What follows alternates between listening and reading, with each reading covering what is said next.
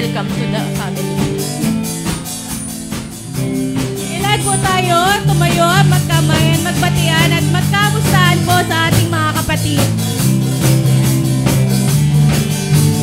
Welcome to the family. We're glad that you have come to share your life with us as we grow in love and maybe always be to you what God would have us be.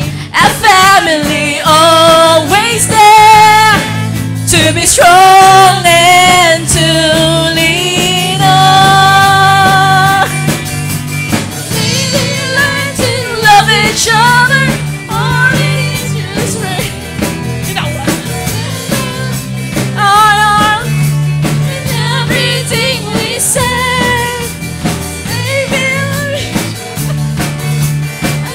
just how to pray, and we might need a true family. Welcome to the family. Welcome to the family. We're glad that you have come to share your life with us as we grow in love and maybe always be to you what God would have us be. A family always there to be strong and to lean on. To be strong and to lean on. To be strong and to lean on.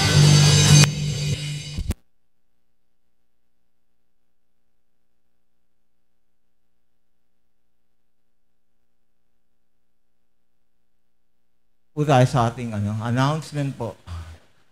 Ang gawain po natin nag-start tuwing 9 a.m. po. Since hindi mo tayo nakapag-start, pero 9 a.m. is 9 a.m. And then meron po tayong prayer meeting online. Schedule po siya Tuesday night. And then Sunday school for kids, pinanguna natin ni Kids Crisel. And outreach ministry po sa Rosarito, every Saturday afternoon po. Doon po yung sa Leo, tuwing Friday po, 8 p.m. ng gabi. Yung mga may time po, pwede po kayong pumunta doon. At meron din pong Associated Bible Study. Sabado naman po, 12 noon. 12 noon, ibig sabihin, libre lunch po yun. Joke lang.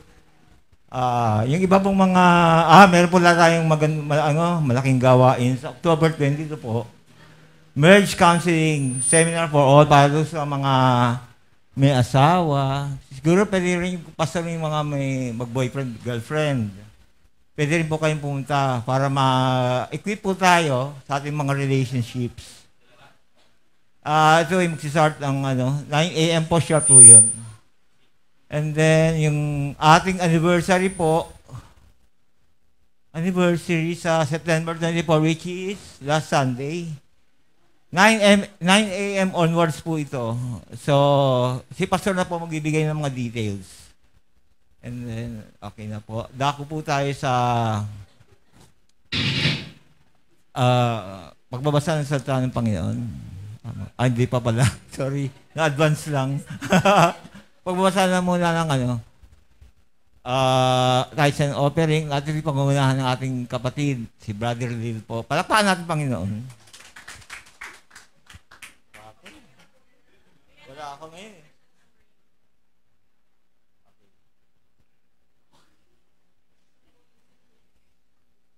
Ako na lang special number. Hindi, joke lang. Alam nyo, darating ang offering time, ito po yung pagkakataon nating lahat para magkaroon ng bahagi sa gawain ng Panginoon. Maaaring yung iba sa atin, hindi kayang kumanta, hindi kayang tumugtog, pero through giving, katulad nito, pwede tayong maging bahagi nito. At naniniwala naman po ako, siguro lahat sa atin meron naman pera kahit papano, ano po. So, yung pera na yan, galing po sa Panginoon yan, kahit na ano pang sabihin nyo na ito pinaghirapan ko, kaya ako nagkaroon nito kasi nagtrabaho ko ng gusto. Pero ang Lord ang nagbibigay ng ability natin to earn money. Tandaan natin yan, nasa Bible po yan. So kailangan natin siyang i-honor sa pamamagitan ng pagbabalik ng ika-10 bahagi ng ating kinikita. Maaring di natin kaya pa yung 10% kung hindi natin kaya, pag-pray natin. Pero kahit papano, dapat magbigay tayo sa Panginoon. Kasi pagkakataon po natin ito para i-put into action yung mga sinasabi nating mahal natin ng Panginoon. Okay po? Okay, manalangin po tayo. Hallelujah. Panginoon, maraming pong salamat sa patuloy na pagbibigay niyo po sa amin ng pagkakataon na kayo po ay mapaglingkuran at maipadama namin sa inyo ang aming pagmamahal sa pamamagitan ng pagbibigay ng mga offering at lalo na yung aming mga tithes. Lord, tulungan niyo po kami na maging faithful po dito sapagkat kung kayo nga po, Lord, yung pong kaisa-isa niyo pong anak ay inyo pong ibinigay sa amin, Panginoon, upang kami iligtas at pagalingin sa aming mga karamdaman. How much more, Panginoon, na yung ika-10 bahagi man lang ng aming kinikita ay ibalik namin sa inyo at madagdagan pa ng mga kaloob namin para po sa ikalalaganap ng inyong mga salita sa lupa, Panginoon. Maraming pong salamat. Pagpalain niyo po ang lahat ng mga taong inyong hihipuin na magbibigay sa umagang ito at nawa, Panginoon, ang salaping malilikom ay patuloy na magamit lamang para po sa inyong purpose, Panginoon, sa ikalalaganap ng inyong mga salita. Maraming salamat, Ama, sa inyong pong papuri, pagsamba at pagdakila, sa ngalan ng Panginoong Hesus, ito po ang aming samot panalangin. Amen. Magbibigay po ng offering ang youth. Sila po ay aawit para sa Panginoon. Palapakan natin, Panginoon.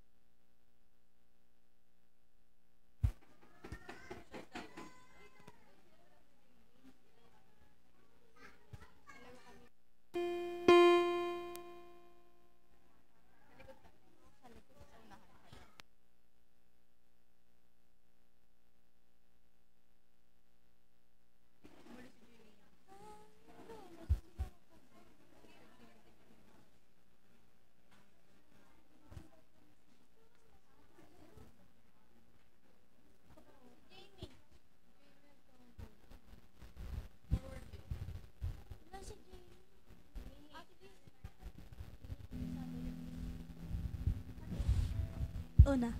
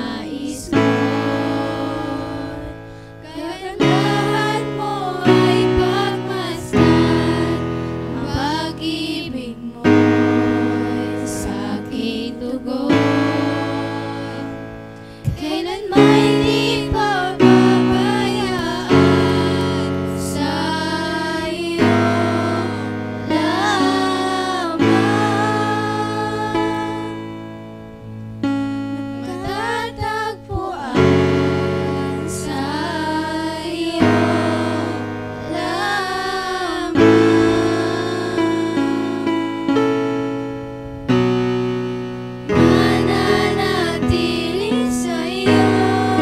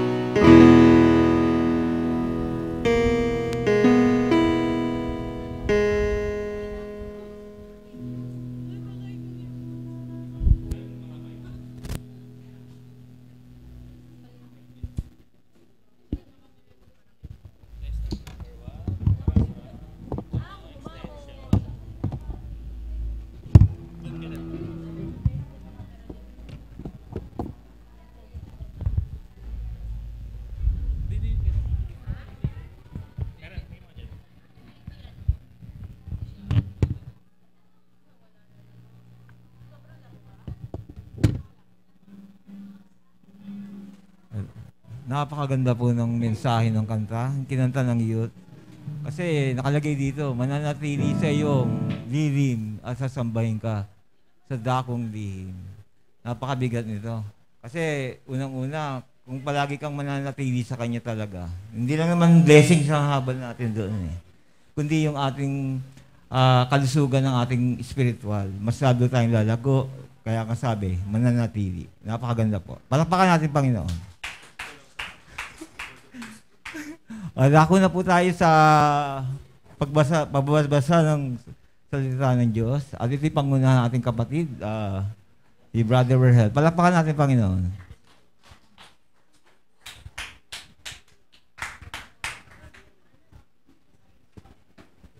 Tumayo po tayong lahat. Makibukas po kayo sa Genesis chapter 3, verse 11 to 21. Verse 11, at sinabi niya, sinong nagsabi sa iyong ikaw ay hubad? Nakakain ka ba ng bunga ng punong kahoy na iniutos ko sa iyong wag mong kainin? At sinabi ng lalaki, ang babaeng ibinigay mong aking kasamahin ay siyang nagbigay sa akin ng bunga ng punong kahoy at aking kinain. Sinabi ng Panginoong Diyos sa babae, ano itong iyong ginawa? At sinabi ng babae, dinayo ako ng ahas at ako'y kumain. Sinabi ng Panginoong Diyos sa ahas, sapagkat ginawa mo ito, ay sumpain ka ng higit sa lahat ng hayop at ng higit sa bawat ganid sa parang ang iyong tiyan ang ilalakad mo at alabok ang iyong kakainin sa lahat ng mga araw ng iyong buhay. At papagaalitin ko ikaw at ang babae at ang iyong binhi at ang kanyang binhi, ito ang dudurog ng iyong ulo at ikaw ang dudurog ng kanyang sakong. Sinabi niya sa babae, pararamihin kong lubha ang iyong kalumbayan at ang iyong paglilihi. Manganganak kang may kahirapan. Sa iyong asawa ay pahihinuhod ang iyong kalooban at siya'y papanginoon sa iyo. At kay Adam ay sinabi, sapagkat iyong dininig ang tinig ng iyong asawa at kumain ka ng bunga ng punong kahoy na aking iniutos at sa iyo na sinabi, huwag kang kakain niyaon. Supain ng lupa dahil sa iyo. Kakain ka sa kanya sa pamamagitan ng iyong pagpapagal sa lahat ng mga araw ng iyong buhay. Ang isisipol niyaon sa iyo ay mga tinik at mga dawag. At kakain ka ng pananim na parang sa pawis ng iyong mukha ay kakain ka ng tinapay hanggang sa ikaw ay mauwi sa lupa. Sapagkat diyan ka kinuha, sapagkat ikaw ay alabok at sa alabok ka uuwi. At tinawag ni Eva ng lalaki ang kanyang asawa, sapagkat siya ang naging ina ng lahat ng mga nabubuhay. At ginawa ng Panginoong Diyos si Adam at kanyang asawa ng mga kasuotang balat at sila'y dinamitan. Purihin ang Diyos sa pagkabasa ng kanyang banal na salita.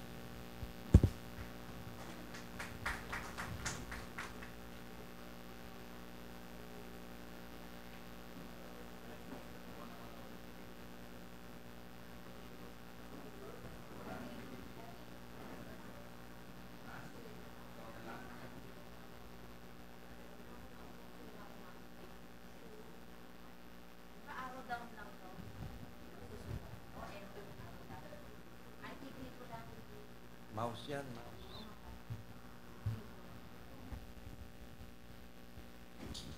Sige po, manalangin po tayo. Aming Amang Diyos sa langit, inihingi po namin ang gabay ng iyong Holy Spirit. Ikaw po maging tagapagturo namin, maunawaan po namin ang mga salita, at mamuhay po kami ng naayon sa iyong kalooban. Sa pangalan lamang ng aming Panginoong Yeshua. Amen. Palakpakan po natin ating buhay na Diyos.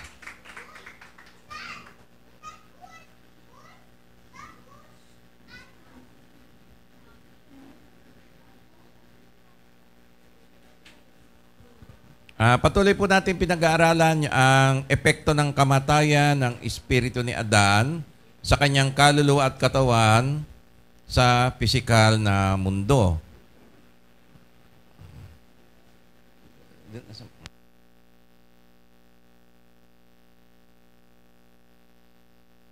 So, pagbulayin po natin yung nakaraan.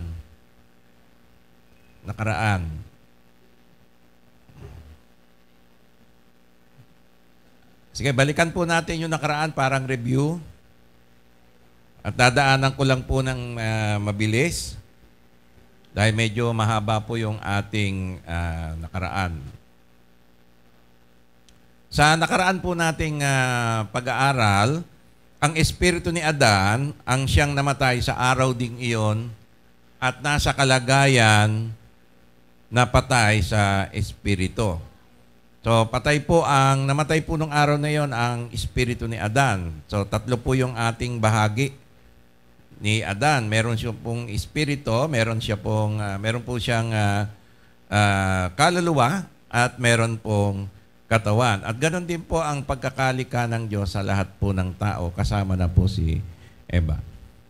Kaya, nung panahong iyon, nung siya po ay nagkasala at sumuway sa Diyos, si Adan, bagamat buhay pa sa pisikal na mundo, ay patay na sa kanyang espiritu. So, tinatawag po na living dead, parang zombie, ano?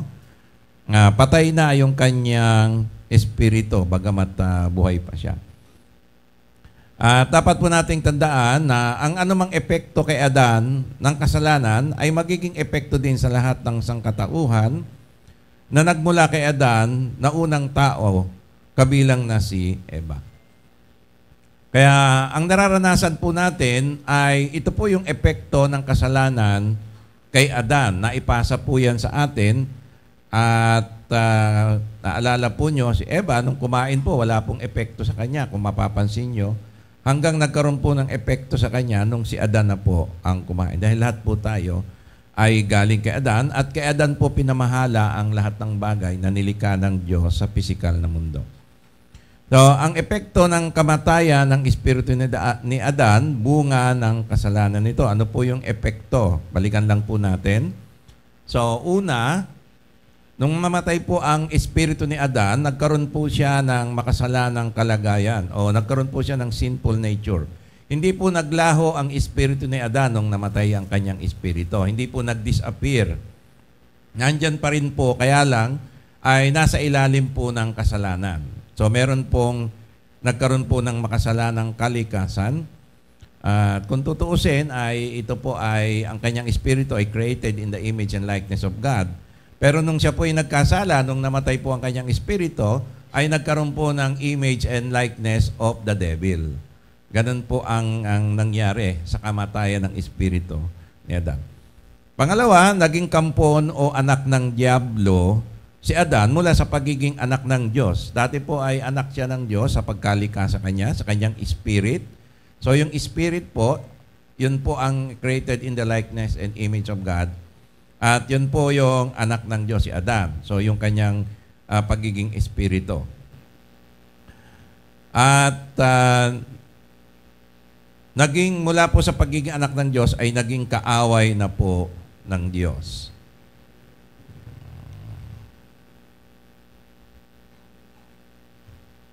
Dali lamang po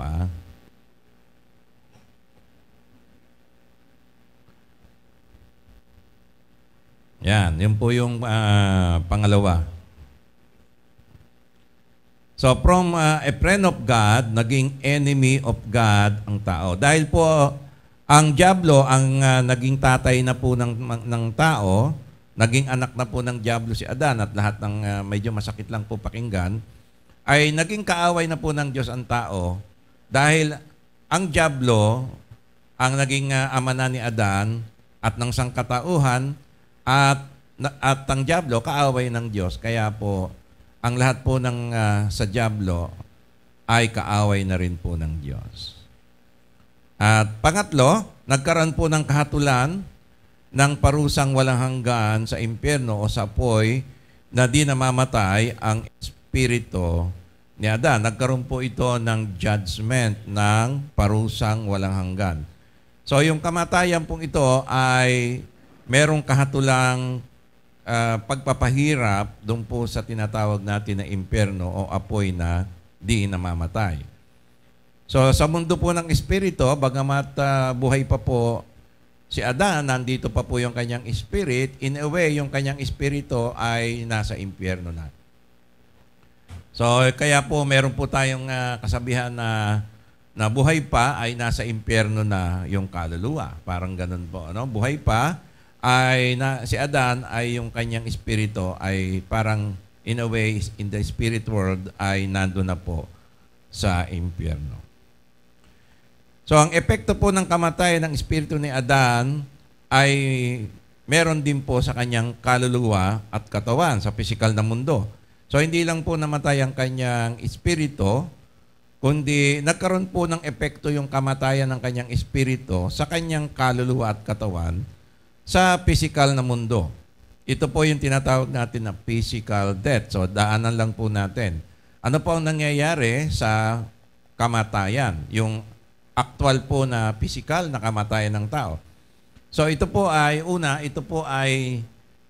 paghihiwalay ng espiritu at kaluluwa sa katawan ng tao na bumabalik sa alabok o lupa. Ito po yung physical death. So yung kanyang espiritu at kaluluwa sa katawan ay humihiwalay. At pag humiwalay po ito, yung katawan po ay nawawalan na po ng buhay at ito po ay naagnas na. It is physically dead. At ito po ay magiging alabok, maagnas. Awit, balikan lang po natin yung awit. 146 verse 4. Ang kanyang espiritu, tinutukoy po yung espiritu ng tao, ay humiwalay, siya ay bumalik sa kanyang lupa. Sino po yung tinutukoy na bumalik? Ito po yung kanyang pisikal na katawan. At sa araw ding iyon ay naglaho ang kanyang mga panukala. Ano po yung naglaho? Ito po yung mga panukala, ito po yung kanyang mga pag-iisip. Sa pisikal na mundo, ito po yung kamalayan ng kaluluwa ay naglaho na rin po, umalis na rin po sa katawang lupa. So, ang pisikal na kamatayan, ikalawa, ay ang pagkawala ng kamalayan. Hindi lang po ito paghihiwalay ng espiritu at kaluluwa sa katawan at pagbabalik sa lupa ng katawan. Ito rin po ay pagkawala ng kamalayan ng tao sa pisikal na mundo. So wala na pong pakialam ang tao sa mundo dahil hindi na po siya makakagalaw rito sa pamamagitan ng kanyang katawan dahil nga po ay physically dead na po. At umalis na po yung kanyang kaluluwa sa kanyang katawan. So hindi na po ito makikialam sa pisikal na mundo. Hanggang doon na lang po yung kanyang alaala sa pisikal na mundo, dadalhin niya nga po yun sa spiritual na mundo, pero wala na po siyang magagawa.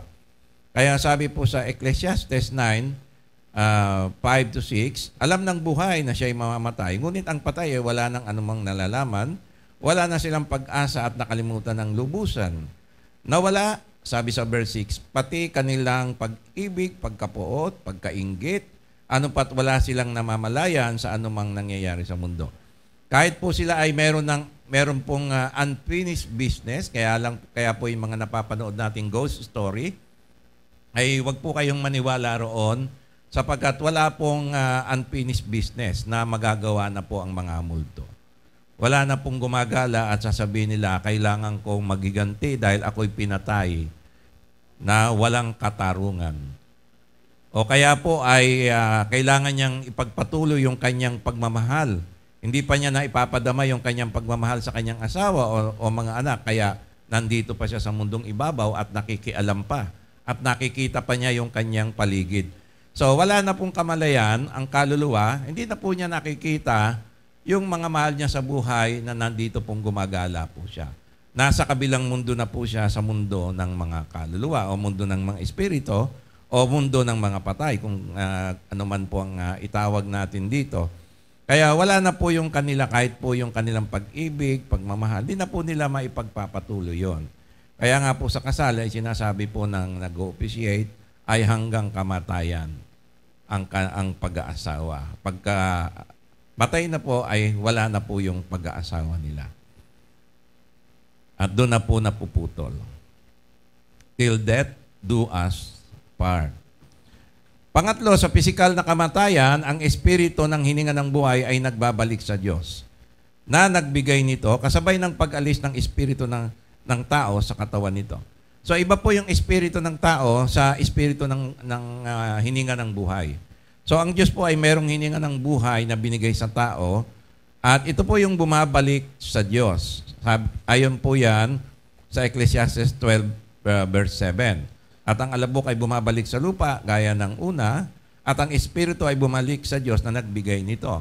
So, hindi po ito tumutukoy sa espiritu ng tao, kundi doon sa espiritu ng hininga ng buhay na ibinigay niya sa tao. At ito po talaga ay babalik sa Diyos. Pag binawi po ng Diyos to, mawawalan na po ng buhay ang tao. At dito ay hihiwalay na rin po ang kanyang espiritu sa kanyang katawan. So, ang pisikal, ikaapat, ang pisikal na kamatayan ni Adan ay nagdulot din ng pisikal na kamatayan ng mga hayop na binawian din ng hininga ng buhay. So, nalaman po natin na ang mga hayop po ay meron din pong breath of life na binigay sa kanila ang Diyos. So, sabi po ng Ecclesiastes 3:19-21, ang lahat po, ang po ng nilalang ay merong hininga ng buhay, wala pong pinagkaiba. Pag tinanggal po ng Diyos, ay kinuha po ng Diyos at bumalik sa Diyos, ang hininga ng buhay na binigay niya, mamamatay po ang tao maging hayop. Yun po yung epekto ng pagkamatay ng espiritu ni Adan. Nagdulot din po ng kamatayan sa mga hayop. Kaya nga, ang espiritu ng tao ay may kamalayan pa. Pinagkaiba lang po, mga kapatid, yung espiritu ng tao may kamalayan pa sa mundo ng mga espiritu. Subalit ang mga hayop, wala na pong kamalayan sa mundo ng mga espiritu. Dahil yung kanilang espiritu ay namamatay na rin, kasabay po, nandun po sa kanilang katawang lupa. Ay sumasama na po doon sa kanilang katawang lupa. So, wala po silang espiritong kagaya natin na nananatili na merong existence o consciousness after death. So, yun po lang ang pinagkaiba. Pero parehas po na merong hininga ng buhay na bumabalik sa Diyos. Kasi po ng espiritu ng tao, ng paghiwalay ng espiritu ng tao sa katawan, ay paghiwalay din ng kaluluwa o kamalayan ng tao sa katawan. So, yung hininga ng buhay, yun po yung source of life natin.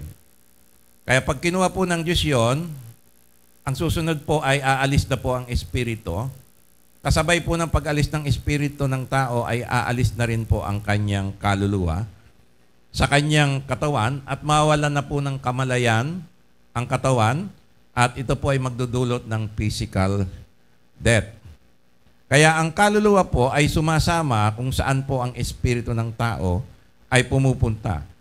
So kung ang espiritu po ng tao ay patungo sa lugar ng paghihirap, doon rin po pupunta yung kanyang kaluluwa. Kasi nakadikit po rin ang kaluluwa ng tao sa kanyang espiritu. Kung doon po siya pupunta sa lugar ng pag-aaliw, sa pagkahiwalay nito sa pisikal na katawan, ay doon din po pupunta ang kanyang kaluluwa. So kung nasan po ang espiritu ng tao, doon po pumupunta ang kaluluwa nito. So ang espiritu na bumabalik sa Diyos ay yung pong breath of life. Lahat po, pati hayop, ay merong hininga ng buhay na galing sa Diyos. So dapat po natin maliwanagan yon. Ngayon, ano po ang nagiging kalagayan ng kaluluwa at katawan ni Adan pagkatapos ng kamatayan ng espiritu nito? Yung habang hindi pa po siya namamatay physically, ano po ang nangyayari o ano po yung kalagayan ng kaluluwa at katawan? So nalaman po natin, una, ang kaluluwa ng tao ay nagkakaroon po ng kamalayan ng kasalanan. So nagkakaroon na po siya ng tinatawag na malisya at nawala na po siya sa kalagayan ng pagiging inosente kagaya ng isang bata. At nagkakaroon na po na siya ng hiya. At nalaman po natin, obserbahan po natin ang bata, yung kaluluwa po ng bata ay maliit, inosente pa po yun, di ba? Nasa stage of innocence. At pag lumaki na po yun, at averaging po ng age 12, ay nagkakaroon na po siya ng kamalayan at nahihiya na po siyang maging hubad ang bata. So hindi pa rin po pare-pareho, average lang po yung 12 years old. So in general, pagpunta po ng bata sa teen, 13, 14, meron na pong malisya yan. At nahihiya na po yan. Hindi na po yan makapaglalakad ng sa bahay nila na hubad, na wala siyang pakialam sa magulang, sa kapatid, na hubad siya yung bata. So, kasi nasa stage po ng innocence pa ang bata doon sa kanyang kaluluwa. So, yung kaluluwa po niya ay nagkaroon na po ng malisya. At si Adan at si Eva, nakita po natin, nagkaroon na po sila ng malisya. So, hindi po natin kailangan kumain nung pinagbabawal na bunga. Si Adan lang po ang kailangan kumain nun para magkaroon po ng epekto sa atin lahat. Kaya sa magitan po ni Adan, pumasok po ang kasalanan sa sangkatauhan. Kaya nga sinasabi ko po na kahit nagkaanak na sila at hindi naman sila kumain nung pinagbabawal na bungang kahoy ng Diyos, dahil si Adan po ang inutusan na huwag kumain, sa kanya po ang epekto. At dahil lahat po ng tao galing po sa kanya, whether we ate or not, whether we sin or not, ay nagkaroon po tayo ng kamalayan ng kasalanan. At kung ano po yung nangyari kay Adan, epekto nito kay Adan, magiging epekto rin po sa atin. So, ganun po ang sitwasyon. Kaya nga po nakasalalay po kay Adan ang lahat ng mangyayari sa tao. Kasi siya po ang nilikha ng Diyos ayon sa kanyang wangis. Siya po yung hiningahan ng buhay. Siya po yung kinortihan na galing sa lupa. At lahat po tayo ay nagmula sa kanya. So, ito po ay dapat nating maunawaan, mga kapatid. No? So, hindi po tayo pwedeng humiwalay. Pero na lang kung ikaw ay galing sa unggoy, ay yung naniniwala ka sa evolution. At hindi ka naniniwala na galing ka kay Adan. Pero yun po ay walang katotohanan. Ang katotohanan po ay lahat po tayo galing kay Adan. Kasi lahat po ng epekto ng kasalanan kay Adan sa kanyang kamatayan ng kanyang espiritu, nararanasan po natin. Yan. So, yun po yung una. Nagkaroon na po ng kamalayan ng kasalanan ang kaluluwa. Yan. Kaya lang po ito, ang bata, siyempre, habang lumalaki, dadating siya dun sa stage na wala na siyang innocence. Magkakaroon na ng malisya siya yung kanyang kaluluwa, yung bata. Hindi nga lang po agad-agad ang epekto sa kaluluwa. Kaya nga yung baby, inosente pa, di ba? Kasi hindi pa nade-develop yung kanyang kaluluwa, kailangan pang lumago. No? Pero yung kanyang spirit, nung bata, dead na, patay na po yun.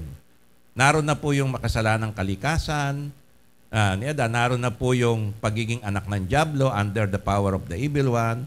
Yung espiritu ng bata, ay makikita natin, may hatol na po ng kamatayan sa impyerno. Pero yung kaluluwa po niya is still to be developed. Hanggang dumating po siya doon sa wala na po yung stage of innocence. Naintindihan niyo po yung pinag-aaralan po natin, yung kaluluwa. Sa kaluluwa po yun. Ha? Ayan. So, ang kaluluwa, pangalawa, ay nagkaroon na po ng paglayo ng kalooban o pagtatago sa Diyos dahil sa kamalayan ng kasalanan. So, pagka ang tao po ay nandun na po siya sa stage na wala na po siya dun sa stage of innocence, alam na po niya yung kasalanan, nagagawa na po ng kaluluwa, aware na po yung kaluluwa niya na meron siyang maling ginagawa at nagtatago na po siya sa kanyang tanay, sa kanyang tatay. Pag meron po siyang kasalanan, tinataguan po niya yung kanyang mga teacher. Pagka po nagkaroon po ng atraso sa eskwela, sa teacher, magtatago po yan. At sa kaklase po, ay magtatago po yan. Yung mga nangutang na mga walang plano magbayad, magtatago rin po yan. Pagka nakasalubong niya yung inutangan niya, tatago po yan. Kasi yan po yung kaluluwa, nagkaroon po siya ng paglayo sa kalooban ng Diyos, unang-una. So, nagtago po siya sa Diyos. Kasi meron po siyang atraso. So, ganun po ang kaluluwa ng tao. Sa totoo lang, hindi niya hinahanap ang Diyos at malayo po yung kalooban niya. At ang stage nga po ng kaluluwa ng tao ay dahil po ang espiritu patay, ay naging kaaway po ng Diyos. Kaya ang kaluluwa ay ayaw niya talaga sa Diyos. Hindi po niya hinahanap talaga ang Diyos sa kanyang sarili. So, yan po yung pangalawa. Pangatlo, ang kaluluwa ng tao ay nagkaroon po ng tinatawag na budhi o konsyensya. Napag-aralan na po natin yan, na kahit wala pong kautusan siya na tinatanggap mula sa Diyos, wala pa po yung 10 Commandments ng araw, pero ang tao po, alam na po niya, masama po mangalun niya, masama po pumatay. Alam po ni Cain na masama po yung ginawa niya. At idine-deny nga po niya yon, tinatago niya. At dahil po ito sa conscience na binigay po na bunga po yan nung pagkain ng kaalaman ng mabuti at masama. Yung bunga ng kaalaman ng mabuti at masama. So alam na po ng tao, may konsyensya na po siya, yung mabuti at masama. At hindi lang po masama, pati yung mabuti, sinasabi rin po ng konsyensya, mabuti yung ginawa mo. Yan, nagkaroon na po siya. Before, wala pong budhi si Adan, dahil hindi niya po yung kailangan, wala po nagsasabi sa kanya. Ang kamalayan lang po niya ng mali ay yung utos ng Diyos, yung salita ng Diyos. Yung iisa lang po yon, yung sinabi ng Diyos na huwag mong kainin. Sa araw na yan, kainin mo yan, ay mamamatay ka. Yun lang po yung pinangahawakan ni Adan, ang salita ng Diyos. So bukod doon, wala po siyang konsyensya, wala po siyang budhi nung panahon na yon kasi sinless po ang kanyang kalagayan. Wala pong kasalanan. Ayan. Yung original na pagkalika sa kanya. So nagkaroon lang po yan nung kumain po si Adan ng kaalaman ng bunga ng kaalaman ng mabuti at masama. Doon po siya nagkaroon ng budhi, ng conscience. Yeah. Ikaapat, ang kaluluwa ng tao ay nagkaroon ng masamang pagnanasa na.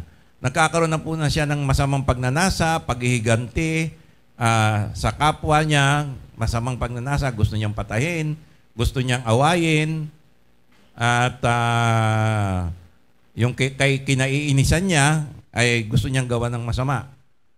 So yan na po yung mga masamang pagnanasa bukod po sa mga bisyo ng mundong ito. So yun po ang nangyari sa kaluluwa ng tao. Nagkaroon na po siya ng masamang pagnanasa. Dati po wala po siyang kaluluwa po ng tao, wala pong pagnanasang masama, di ba? Mabuti lang po. Inosente po ang kaluluwa ni Adan at ni Eva until po nung sila po ay nagkasala. Particular si Adan.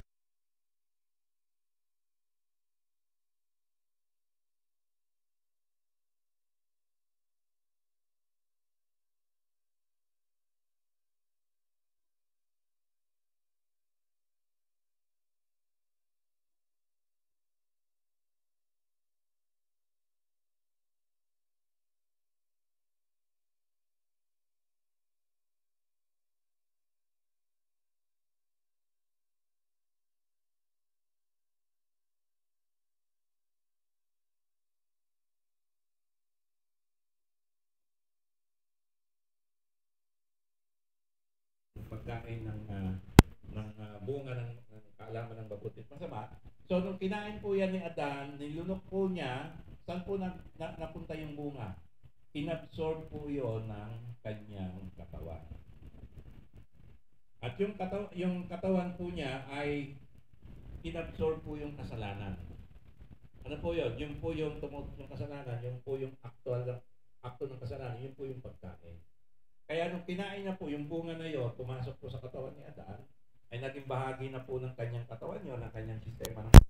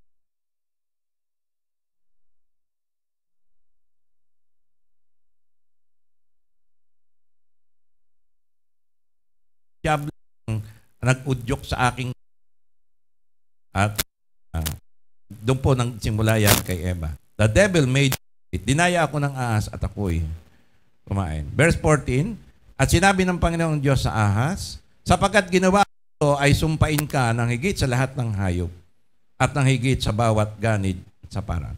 So, nung sinumpa po ng Diyos ang hayop na ito, na sinaunang ahas, matandang ahas, dito po nagsimula rin ang sumpa sa lahat ng hayop. Ang pinaka matinding sumpa ay nangyari doon sa matandang ahas. So ano po ang nangyaring sumpa sa kanya? Ang iyong tiyan ay ang ilalakad mo at alabok ang iyong kakanin sa lahat ng mga araw ng iyong buhay. Okay, nagbago po ang structure ng katawan ng mga hayop. Nagkaroon po ito ng pagbabago dahil po sa epekto ng kasalanan ni Adan ay naisumpa po ang mga hayop. Nagkaroon po ng epekto sa kanyang katawan. Unang-una po naapektuhan doon sa matandang ahas ay yung kanya pong katawan. Naging ahas na po na itsura natin ngayon. So nung una, hindi po gano'n ang itsura ng ahas. At hindi po siya yung gumagapang na parang nakakatakot. No? So maganda po ang ahas noon, likable. At ngayon po ang ahas ay hindi na po likable. Di ba? Nakakatakot na po. So nagkaroon po ng pagbabago sa pisikal. So nung araw po, ang mga leon, mga tigre ay maamo. Subalit, dahil po sa kasalanan ni Adan ay nagkaroon po ng pagbabago. Ang kanilang katawan, ang kanilang relasyon sa tao, nagkaroon po ng pagbabago. At ang sabi po rito, ang iyong tiyan, ang ilalakad mo, ang alabok, ang iyong kakanin, nagkaroon po sila ng pagbabago sa kanilang eating habit.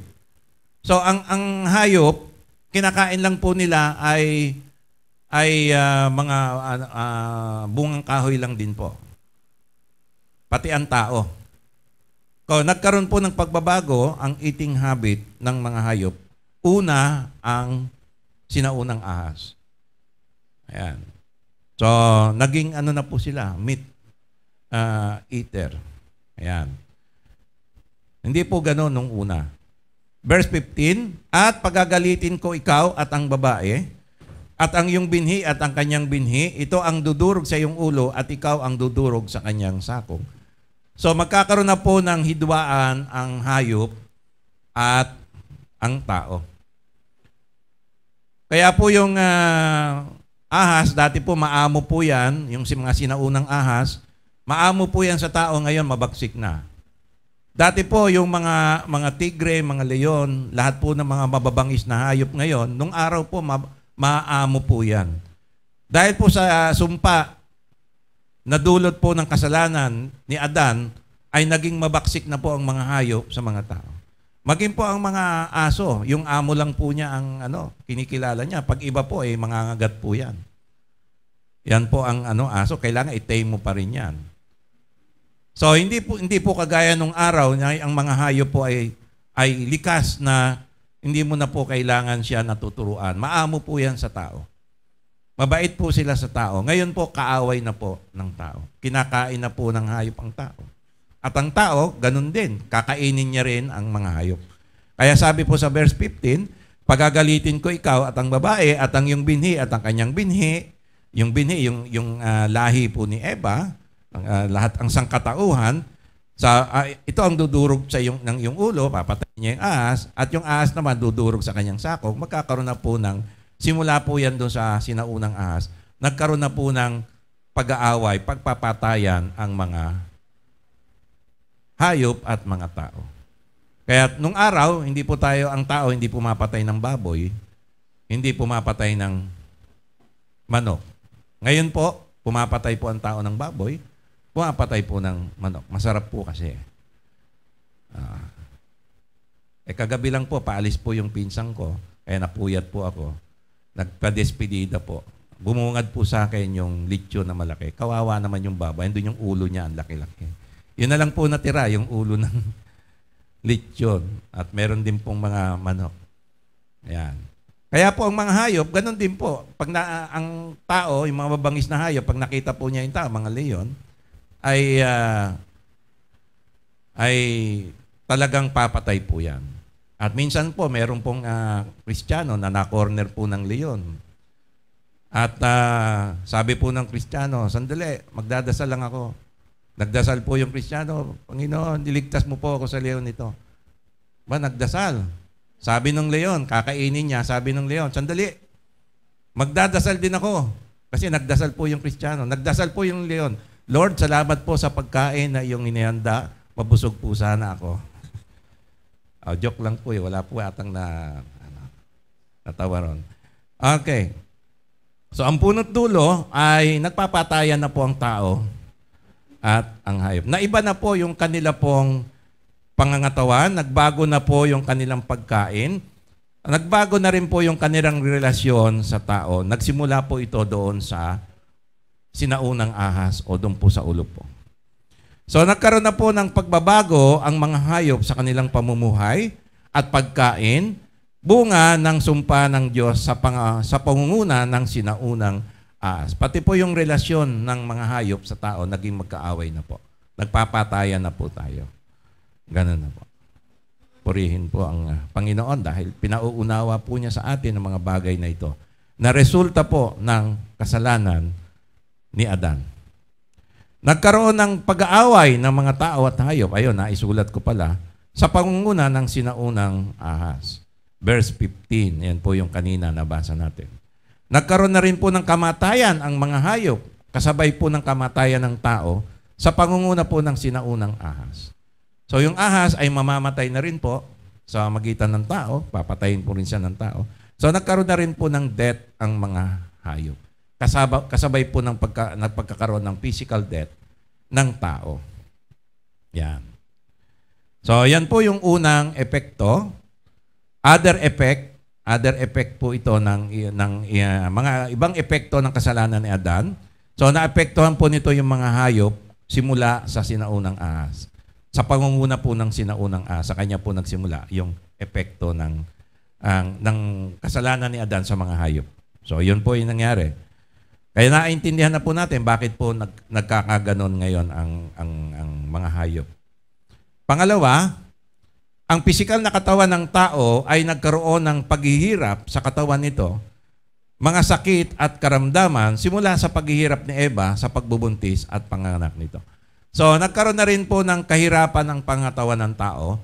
Nagsimula po ito sa paghihirap ni Eva sa panganganak. So, doon na po pumasok yung mga sakit at karamdaman. Kaya ang katawan natin, doong araw po, sa original na pagkalika ng Diyos kay Adan, ay wala pong sakit karamdaman. Hindi po ito nakakaramdam ng mga sakit. Masigla po ito, hindi po ito nangihina na kagaya ng panghihina dahil po sa mga sakit karamdaman. So pumasok po ang sakit karamdaman sa pangunguna po ni Eva. Nagsimula po kay Eva nung nagkaroon po ito ng mga sakit at paghihirap ng katawan, dulot po ng panganganak. So doon po nagsimula. And then lahat na po ng paghihirap ay naranasan na po ng tao. Doon po nagsimula. Sinabi niya sa babae, pararamihin kong lubha ang iyong kalumbayan at ang iyong paglilihi, manganganak kang may kahirapan. At sa iyong asawa ay paihinuhod ang iyong kalooban at siya'y papanginoon sa iyo. So, epekto po nito, meron pong namamatay sa panganganak. At ito po ang nakakalungkot.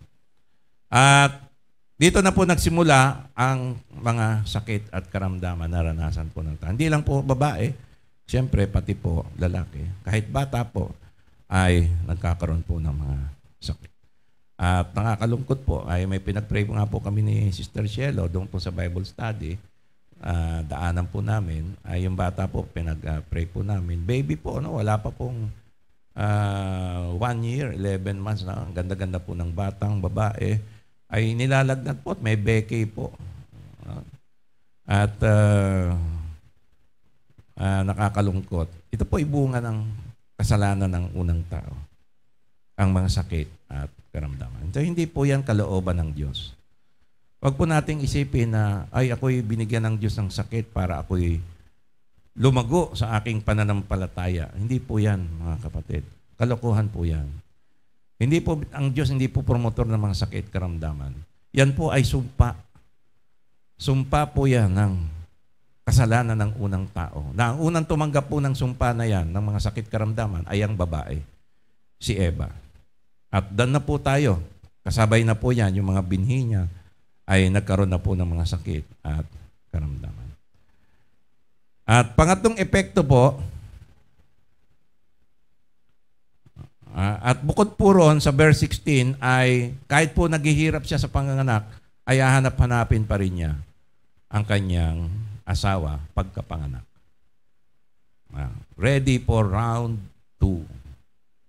Kumbaga, nanganak na, hirap manganak, round 2. Pero ngayon po ata ay meron ng medical na siyensya na painless. Pero hindi pa rin po kumpletong painless yan. May paghihirap pa rin po yan sa pagbubuntis, sa pagle-labor. Nandyan pa rin po yung sakit. Ayan. At pagkatapos noon, ay hanap-hanapin pa rin niya ang kanyang asawa. Pangatlo, ayan, ito na po yung huli. Ibang epekto. Ang lupa, tumutukoy sa sannilikha ay naging sumpa dahil kay Adan. At hindi na ito nagpapasakop at naglilingkod sa tao, kundi nagdudulot pa ito ng sakuna at nagkaroon na rin ng mga paghihirap at pagkawasak kagaya ng tao na may hangganan ang buhay. So yung physical na mundo, yung creation ng Panginoon, yung lupa, yung non-living thing na tinatawag po, no? Bukod po sa mga hayop, ay mga planeta, mga moon, stars, earth, nature, ay nagkaroon na rin po ng sumpa dahil kay Adan. Naapektuhan rin po sila. Dahil sila po ay nasa ilalim ng pamamahala ni Adan, ay nagkaroon din po ng epekto ito sa creation. Ayan. At parang inaway na rin po ng creation ang tao. Nagkaroon na rin po sila ng hidwaan. Hindi na po naglilingkod at sumusunod ang creation sa tao. At bagkos, nagbunga pa ito ng mga tinatawag po natin na mga sakuna. So bakit po may mga bagyo, lindol, di ba? Mga pagbaha. So ito po ay bunga, wala po ito nung araw eh. Ito po ay bunga ng sumpa ng Diyos kay Adan. Dahil po yan kay Adan. At nagsimula po yan kay Adan. Verse 17 ng Genesis 3. At kay Adan ay sinabi, sapagkat iyong dininig ang tinig ng iyong asawa at kumain ka ng bunga ng punong kahoy na aking iniutos sa iyo na sinabi, huwag kang kakain niyon, sumpain. Ito na.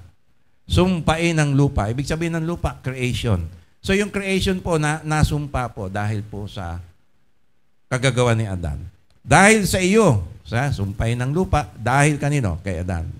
Kakain ka sa kanya sa magitan ng iyong pagpapagal sa lahat ng mga araw ng iyong buhay. Dati po, ang lupa, nagpo-produce po ng pagkain ni Adan. Hindi po niya kailangan na bungkalin actually ang lupa.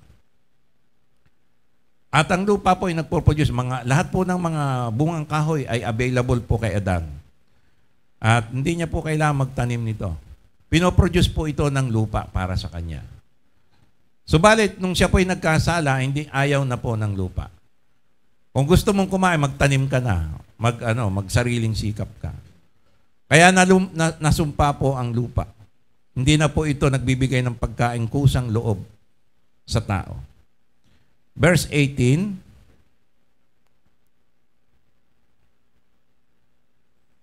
at verse 17 ay paghihirapan na po ng tao ang kanyang pagkain. Verse 18, ang isisibol niya on sa iyo ay mga tinik at mga dawag at kakain ka ng pananim sa parang.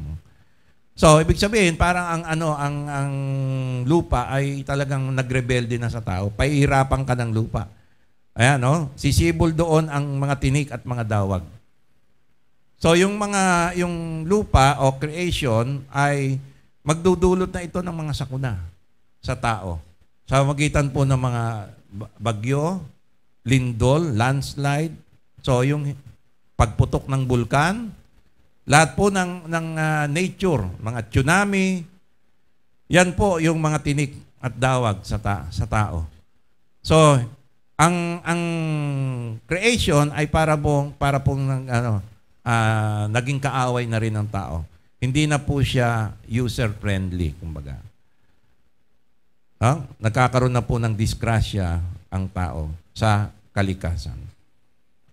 So verse 19, sa pawis ng iyong mukha ay kakain ka ng tinapay hanggang sa ikaw ay mauwi sa lupa sapagkat diyan ka kinuha, sapagkat ikaw ay sa alabok ka uuwi. So ang lupa, mga kapatid, kagaya po ng tao, ay nagkaroon na po ng lifespan. Nagdedecay na rin po. Kaya lang po ang tao ay mas maiksi po ang lifespan niya kaysa sa Earth, Mother Earth, o sa Sun, Moon. So mas mahaba po ang kanilang lifespan, pero nagdedecay na po sila. Nagkaroon na rin po sila ng kamatayan. Romans 8:22, for we know that the whole creation groans and suffers the pain of childbirth together until now. So nahihirapan na rin po ang creation, nasisira na rin po ang creation, ang kalikasan. Nagdedecay na rin po yan. Romans 8:22 sa Tagalog, sapagkat nalalaman natin na ang buong nilalang, stars, heavens, yung nilalang po, no? Yung stars, moons, nature, earth, Mother Earth, nature, dagat, lahat po yan. Yan po yung nilalang. Sapagkat nalalaman natin na ang buong nilalang, whole creation po yan, ay naapektuhan ng kasalanan ni Adan, ay humihibik at nagdaramdam na may kahirapan. Alam niyo, yung mga bulkan, sa tao, parang pumutok yung piksa mo. Ang sakit doon. Piksa o may pumutok sa katawan mo, no? Yun po, parang sa mundo, yan po yung mga bulkan. Parang piksa nila yan. Ang sakit. Nararamdaman po yan, bagamat hindi po sila buhay kagaya natin. Pero sabi rito, dumadaing din po ang creation. Parang may buhay din po yan. No? Nararamdaman nila yung may kahirapan. Ayan. Humihibik at nagdaramdam na may kahirapan na kasama natin hanggang ngayon. So nasisira po ang creation, ang nature. Yan. At ang mga, sabi nga po, meron daw pong star na sasabog. Di ba? Meron pong nabalitaan ako ganun. Yung Betelgeuse na, alam niyo po, ginagamit po namin yan sa posisyon, sa gabi, sa posisyon po ng barko. Pinaplat po namin yan. Isa po sa baliwanag na bituin yan. At ngayon po ay para daw pong sasabog na sa panahon natin. So nagkakaroon po sila ng kahirapan din po. So yung Mother Nature.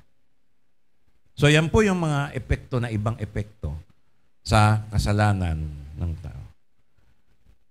Ngayon, sa ating pong pagwakas, sa ating pong bulay, sa kabila ng kasalanan ni Adan at Eva sa Diyos, ay ipinakita pa rin ng Diyos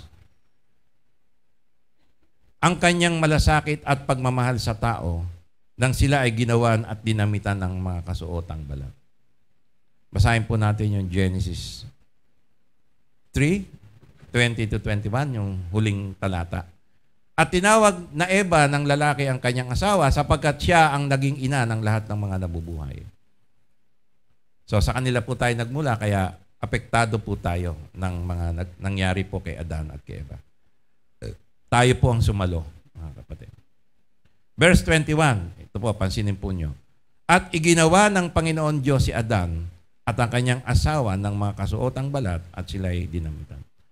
Balat po galing sa hayop, balat. Kasi po yung ginawa nilang kasuotan ay galing po sa dahon. Hindi po maganda. At hindi po, ang katawan po nila nagbago na Nagkaroon na po ng sakit, sisipunin na po yun, lalagnatin na po yun, lalamigin na po yun, kakagatin na ng lamok. Dati, hindi po sila kinakagat ng lamok kung may lamok po ng araw. Nagkaroon po ng lamok na yan. Kaya, ayun. Naiba na po yung kanilang pangatawan. At nangihina na po yung kanilang katawan. Pwede na pong dapuan ng sakit. at karamdaman. Kaya ang Diyos, pinakita pa rin yung malasakit, ginawan po sila ng kasuotang balat at dinamitan. So pinapakita po nito na ang Diyos, bagamat pinarusahan po sila, isinumpa po ang creation, lahat po nasumpa na. Mula po kay Adan, kay Eva, lahat na po, pati creation, naapektuhan na po. Sa ginawa po ito ng Diyos, ay sinasabi po ng Diyos sa tao, gagawa ako ng paraan, ililigtas kita. Hintayin mo lang. Yan po ang ating Diyos na buhay.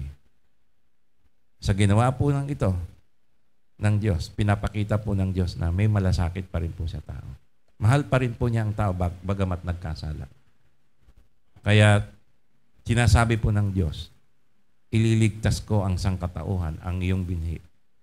Bagamat nagkasala ka, ay gagawa ako ng paraan. Purihin po ang ating Panginoon. Palakpakan po natin ang ating buhay na Diyos.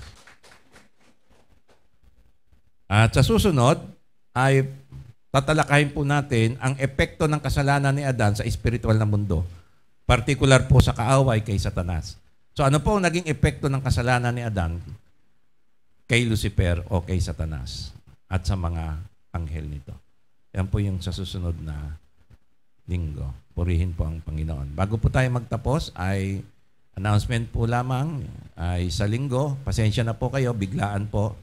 Ay meron po tayong pagdiriwang ng September, anniversary po ng Living Word Ministry. At mag-usap-usap na lang po tayo, paki-coordinate na lang po kay Sister Arian, kay Sister Doris, kung ano po yung putahe na inyong ihahanda o sino po yung mga kasama nyo na maghahanda para hindi po tayo magdoble-doble.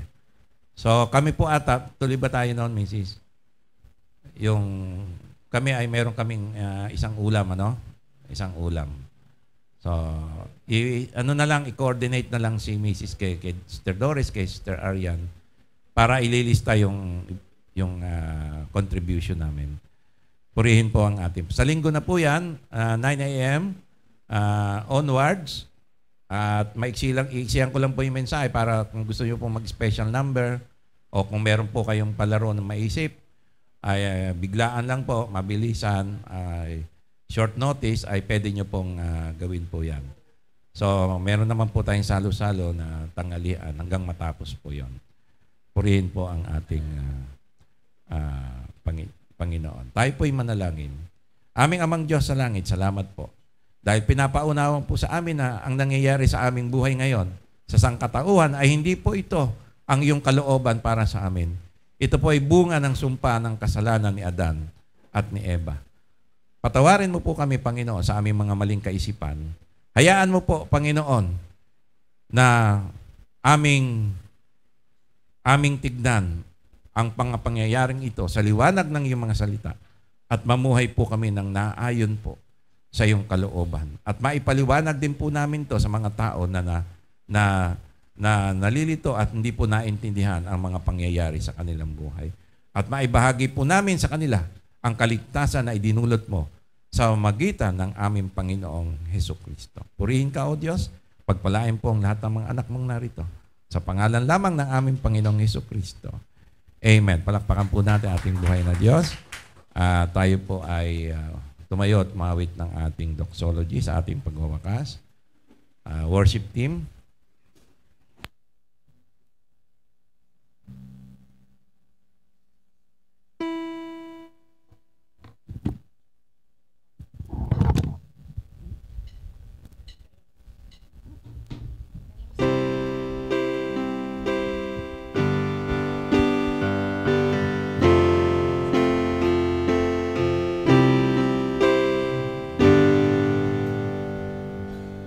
Praise the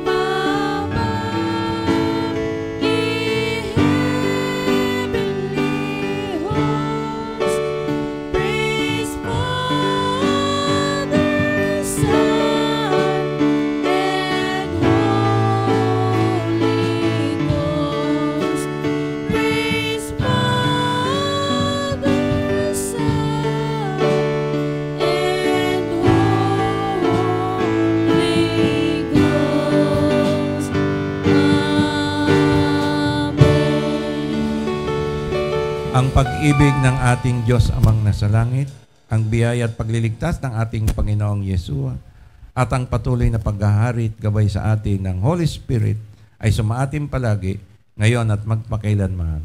Amen and amen. God bless you po. Pagpalain po kayo ng Panginoon.